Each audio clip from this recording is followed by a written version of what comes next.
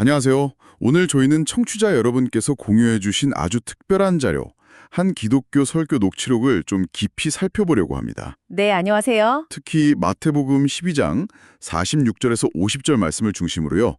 예수님께서 말씀하신 진정한 가족의 의미, 그리고 이 설교에서 좀 독특하게 강조하는 두 번의 구원이라는 개념, 이걸 좀 파헤쳐 보려고요. 맞습니다.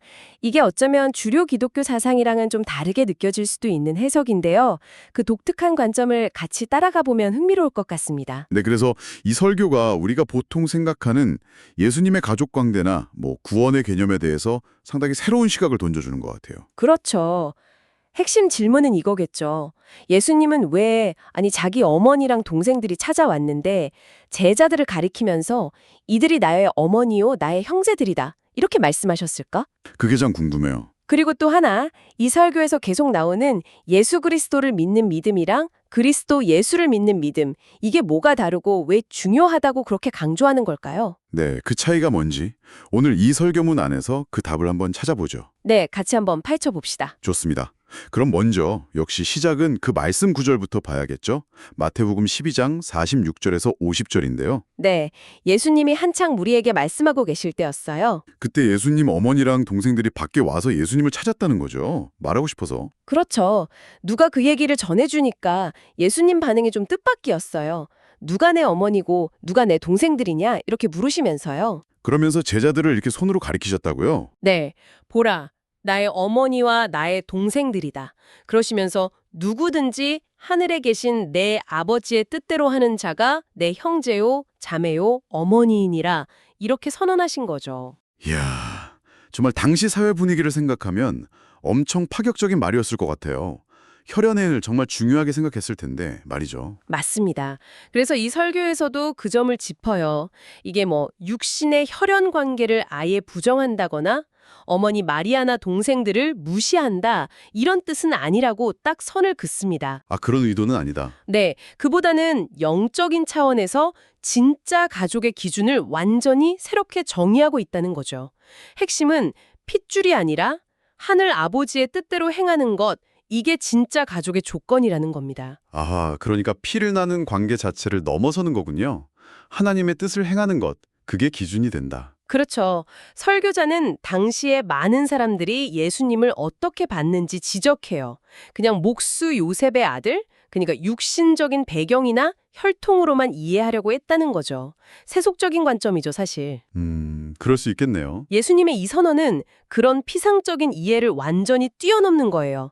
나를 보내신 하나님 아버지, 그 아버지의 뜻을 함께 공유하고 실천하는 공동체, 그게 바로 내 진짜 가족이다. 이렇게 선포하신 거라고 해석하는 거죠. 결국 누가 진짜 가족이냐, 이 질문에 대한 답은 아버지의 뜻을 행하는 자다, 이거네요. 정확합니다. 아버지의 뜻대로 행하는 것, 이게 정말 이 설교의 핵심 키워드 같아요. 네, 맞아요. 근데 이 설교는 그럼 아버지의 뜻이 구체적으로 뭔지 이걸 더 깊이 파고들기 위해서 사도 바울의 경험을 예로 들더라고요. 네, 사도 바울 이야기가 중요하게 등장하죠. 특히 그 예수 그리스도를 믿는 믿음이랑 그리스도 예수를 믿는 믿음 사이에 아주 결정적인 차이가 있다 이렇게 강조하면서 갈라디아서 2장 16절을 근거로 들던데요. 네, 갈라디아서 2장 16절.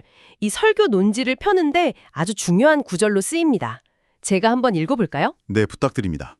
사람이 의롭게 되는 것은 율법의 행위로 말미암음이 아니요 오직 예수 그리스도를 믿음으로 말미암는 줄 알므로 우리도 그리스도 예수를 믿나니 이는 우리가 율법의 행위로서가 아니고 그리스도를 믿음으로써 의롭다함을 얻으려 함이라. 아, 여기 보니까 정말 예수 그리스도를 믿음 그리고 그리스도 예수를 믿음 이 두 표현이 같이 나오네요. 그렇죠. 나란히 등장하죠. 설교자는 이 둘을 어떻게 딱 구분해서 설명하나요?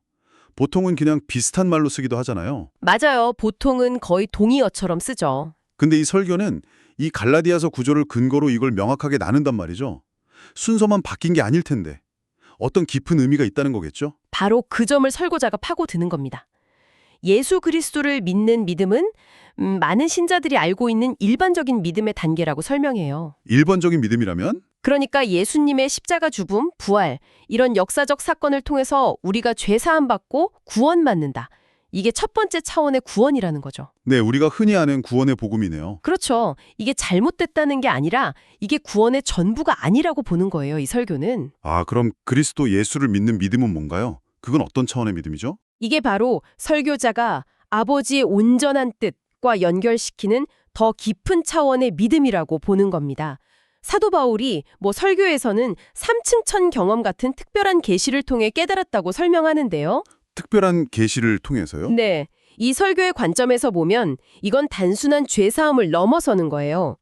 창세전에 이미 계획된 하나님의 영원한 경륜, 우리 영혼의 불멸성 같은 거요. 와, 창세전 계획이요? 네, 그리고 결정적으로 우리가 이 육신을 입고 태어나기도 전에 이미 그리스도 예수 안에서 거룩하게 구별되고 예정되었다는 사실, 이걸 깨닫고 믿는 믿음이라는 거죠. 창세전에 이미 거룩하게 예정되었다.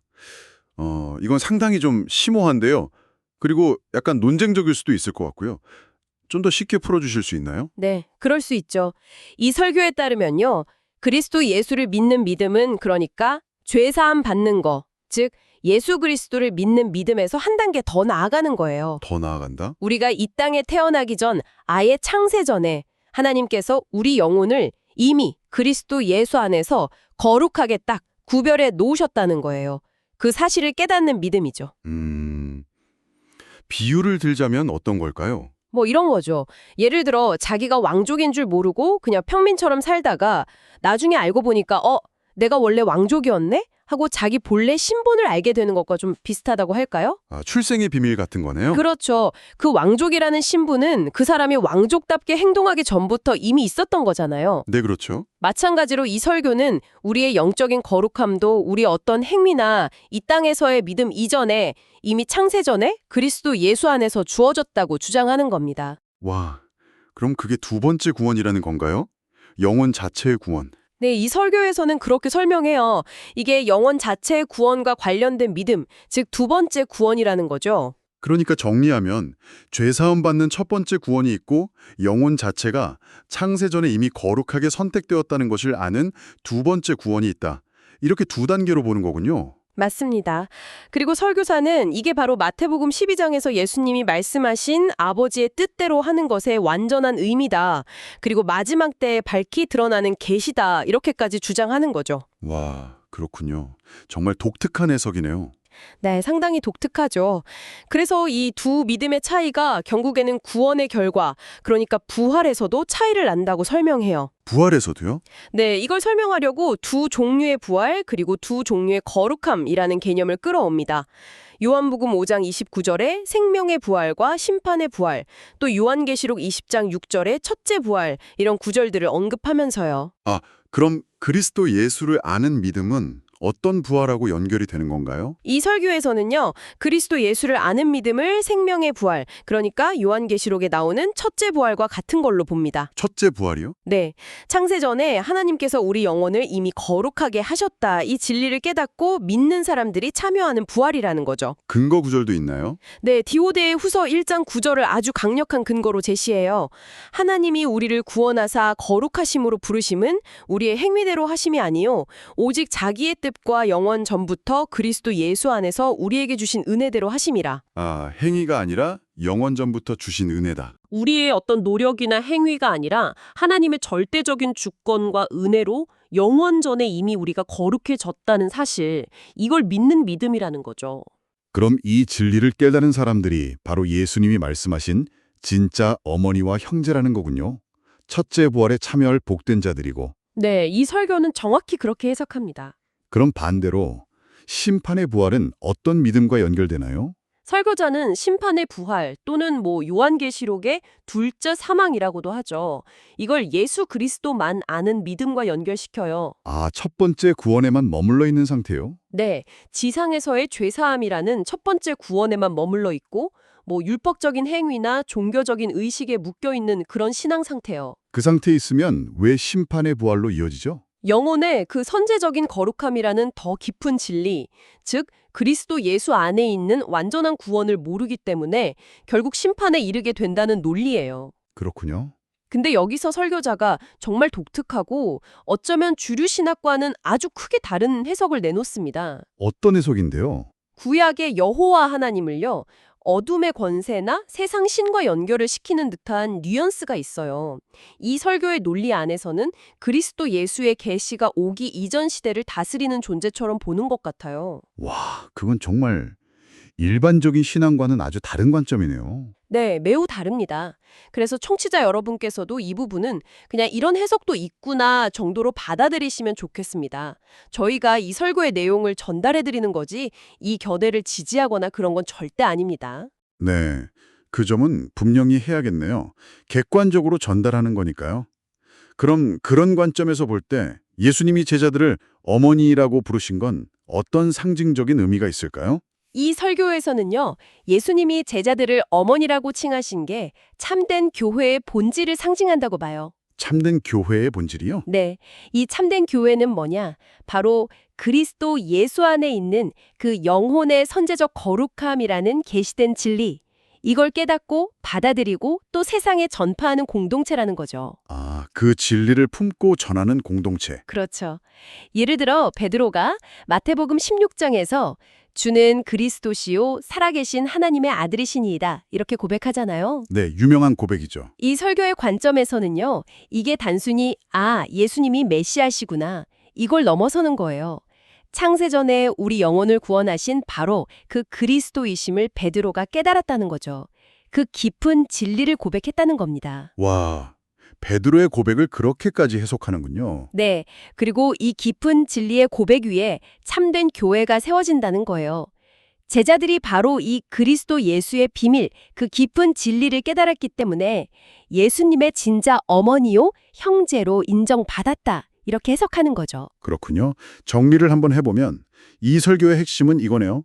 예수 그리스도를 믿는 첫 번째 구원을 넘어서 그리스도 예수 안에서 창세전에 이미 우리 영혼에게 주어진 거룩함, 즉 선제적 거룩함을 깨닫는 두 번째 구원까지 아는 것.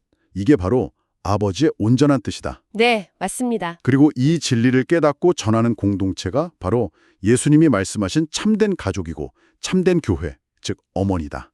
이런 말씀이네요. 정확하게 요약하셨습니다. 그럼 이 설교가 오늘날 이 메시지를 듣는 청취자 여러분께 주는 어떤 실천적인 권면, 적용점 같은 건 뭐가 있을까요? 네, 이 심오한 진리를 그럼 우리 삶에 어떻게 적용할 거냐, 여기에 대해서도 몇 가지 구체적인 방향을 제시합니다. 크게 보면요, 첫째는 구원의 깊이를 알도록 추구하라는 거예요. 더 깊이 알아가라. 네, 단순히 죄사함 받았다는 그 예수 그리스도의 복음에 만족하지 말고 창세전부터 예정된 영원의 거룩함이라는 그리스도 예수의 더 깊은 진리, 즉 두 번의 구원을 온전히 알고 누리도록 힘쓰라는 권면이죠. 그냥 아는 데서 그치지 말고 그걸 누리라고요. 그렇죠. 둘째는 우리의 그 선제적 거룩함을 믿음으로 받아들이라는 겁니다. 받아들여라. 네. 참된 거룩함은 내가 율법을 잘 지키거나 착한 일을 많이 해서 얻는 게 아니라는 거예요. 창세전에 그리스도 예수 안에서 하나님께서 이미 이루어 놓으신 사실임을 믿고 선포하라는 거죠. 아, 내가 이루는 게 아니라 이미 이루어진 것을 믿으라. 맞습니다. 아까 말씀드린 디모데후서 1장 9절이나 요한계시록 20장 6절 그 첫째 부활에 참여하는 자의 복을 다시 근거로 들면서요. 우리는 이미 거룩한 백성으로 부름받았다. 이 정체성을 확실히 하라는 거죠. 정체성을 새롭게 하라는 거네요. 나는 죄인입니다. 여기서 넘어서서. 그렇죠. 나는 하나님께서 창세전에 그리스도 예수 안에서 이미 거룩하게 하신 백성이다. 이런 인식을 가지라는 의미로 볼 수 있어요. 이게 사실 나는 죄인이라는 인식에 익숙한 많은 분들께는 정말 큰 인식의 전환을 요구하는 부분일 수 있겠네요. 네, 정말 그렇겠네요. 행위가 아닌 믿음, 그리고 새로운 정체성. 또 어떤 권면이 있었죠? 셋째는 율법이나 행위가 아닌 오직 믿음으로 살라는 강조입니다. 네, 구원을 얻거나 유지하려고 율법 조항 하나하나 지키려고 애쓰는 그런 삶이 아니라 하나님께서 이미 그리스도 예수 안에서 이루신 일, 즉 계시된 진리, 두 번의 구원, 선제적 거룩함을 믿는 그 믿음 자체로 살아야 한다는 거예요. 아, 행위 중심이 아니라 믿음 중심의 삶. 그렇죠. 갈라디아서 2장 16절 다시 강조하고 또 로마서 10장 17절 믿음은 들음에서 난다는 말씀을 통해서 이 진리의 말씀을 듣고 믿는 게 핵심이라고 역설합니다. 듣고 믿는 것. 네. 그리고 넷째로는 로마서 11장의 젖붙임의 비유를 들어서 이걸 아주 생생하게 설명해요. 아, 감람나무 비유 말씀이시죠? 맞습니다. 본래 돌감람나무였던 우리, 그러니까 율법 아래 있던 옛 자아가 참감람나무이신 그리스도 예수께 딱 접붙여지면 더 이상 그 이전의 돌감람나무 생명으로 사는 게 아니라는 거죠. 그럼 뭘로 살죠? 참감람나무의 진액, 즉 그리스도 예수의 생명으로 살게 된다는 거예요. 이게 그냥 생각이나 믿음이 좀 바뀌는 수준이 아니라 우리의 존재 자체가, 생명 자체가 완전히 새로운 걸로 대체된다는 아주 강력한 주장입니다. 와, 생명 자체가 바뀐다. 완전히 새로운 존재가 된다는 거네요. 그렇죠. 그리고 다섯째로는 다른 사람들과의 관계 속에서 가져야 할 자세인데요. 서로 판단하지 말라는 권면이 나옵니다. 판단하지 말라. 네. 로마서 14장 5절에 보면 이날과 전날을 지키는 이야기가 나오는데 이걸 비유적으로 해석해요. 설교자는 이날은 계시된 진리, 즉 두 번 구원과 선제적 거룩함을 깨달은 날로 보고 전날은 아직 이전의 믿음, 그러니까 첫 번째 구원에 머물러 있는 날로 설명합니다. 아, 깨달음의 차이를 날에 비유한 거군요. 네. 그래서 더 깊은 진리를 깨달은 이날에 속한 사람은 아직 깨닫지 못한 전날에 속한 사람을 업신여기거나 무시하면 안 되고 반대로 전날에 있는 사람도 새로운 진리를 받아들인 사람을 함부로 비판하거나 판단하지 말라는 거죠. 왜죠? 하나님께서 각자의 믿음의 분량대로 다 받으시기 때문이라는 거예요. 그러니까 서로 존중하면서 함께 성장하라는 메시지죠. 서로의 다름을 인정하고 존중하라. 좋은 말씀이네요. 마지막 권면은 뭐였나요? 마지막 6째는 좀 적극적인 건데요. 이 계시된 진리를 확신을 가지고 담대하게 선포하라는 겁니다. 전파하라는 거군요. 네. 이 두 번의 구원과 선제적 거룩함이라는 복음이야말로 마지막 때에 하나님께서 교회에게 맡기신 핵심 메시지다.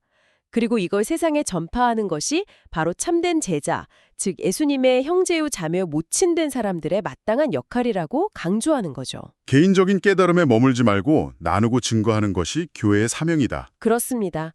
그게 교회의 본질적인 사명임을 역설하는 겁니다. 네, 오늘 정말 깊이 있게 살펴봤네요. 이 설교 녹취록은 마태복음 12장에서 예수님이 말씀하신 참된 가족이란 혈연 관계를 넘어서는 것, 하늘 아버지의 온전한 뜻을 알고 행하는 자들이다. 이렇게 해석했고요. 네, 그게 핵심이었죠. 그리고 그 아버지의 온전한 뜻이란 게 단순히 예수 그리스도의 십자가 공로를 믿는 첫 번째 구원을 넘어서 창세전에 그리스도 예수 안에서 우리 영혼에게 이미 주어진 선제적 거룩함을 깨닫고 믿는 두 번째 구원까지 포함하는 것이다.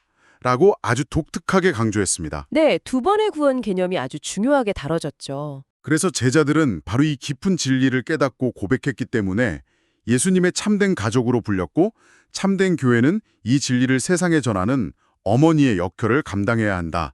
이렇게 설교자는 설명했습니다. 그렇습니다. 이 설교의 핵심 주장, 그러니까 나는 창세전에 그리스도 예수 안에서 거룩하게 되었다는 이 믿음이 이게 어떤 인간적인 교만이나 자기 긍정이 아니라 오히려 그리스도 예수를 통해 마지막 때에 계시된 진리를 확증하는 것이다 라는 관점. 이게 참 흥미로운데요. 네, 그렇죠. 이게 청취자 여러분의 신앙 여정에는 어떤 질문을 던져줄까요? 우리가 익숙하게 생각해왔던 은혜로 구원받은 죄인이라는 정체성, 여기서 넘어서서 선제적으로 거룩한 상속자라는 새로운 인식이 당신과 하나님과의 관계, 그리고 당신 자신을 이해하는 방식에 과연 어떤 변화를 가져올 수 있을지? 아니면 또 어떤 새로운 신학적인 고민이나 탐구가 필요하게 될지요? 네, 바로 그 지점입니다. 이게 오늘 저희가 함께 탐구한 내용에서 청취자 여러분께서 더 깊이 한번 성찰해 보실 수 있는 중요한 물음이 되지 않을까 싶습니다.